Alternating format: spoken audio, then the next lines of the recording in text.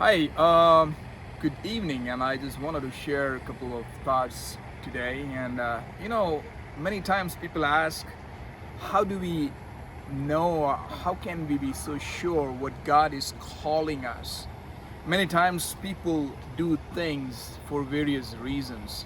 Sometimes when I look into myself, I think some of the decisions I have made in my life, basically that's where, because I wanted to prove something, and maybe I wanted to feel I'm better than somebody else, or maybe I never thought I would be able to do that thing, and I wanted to prove to myself maybe I'm capable of. And then after a while, even if after I'm done with that, there is not that inner peace.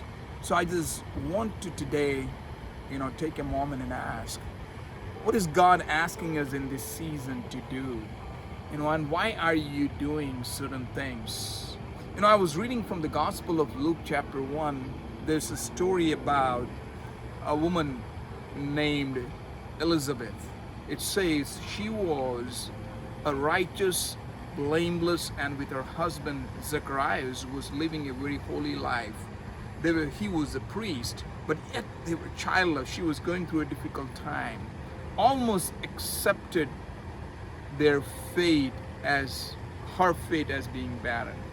But after a while, we see that the angel of the Lord comes to Zacharias and says, your wife is going to bear a son, and he is going to fulfill something powerful that God has for him. And then a chain of event happens, and she gives birth to a son, Elizabeth.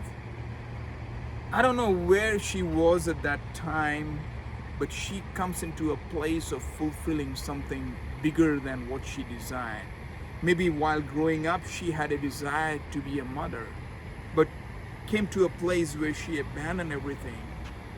But then a bigger picture or something, a bigger purpose of God's came to pass through her life. And oftentimes when we come to a place where we feel, hey, nothing is happening, and trying to prove certain things or try to fill our life with things that are not the real one, I want us to stop and pause and take a moment. Wait for the right time. And I'm talking to myself sometimes. We have to wait for that time where things can be bigger than what we think that would be. What I'm trying to say is that John was the guy who became the forerunner, or the person who came before the ministry of Jesus, the messenger who carried that word. And that all happened when Elizabeth, the mother, started, you know, coming to a place and accepting God. You are the one. And I want to encourage you today, wait for that time and allow God to do His purpose in our lives. Thank you.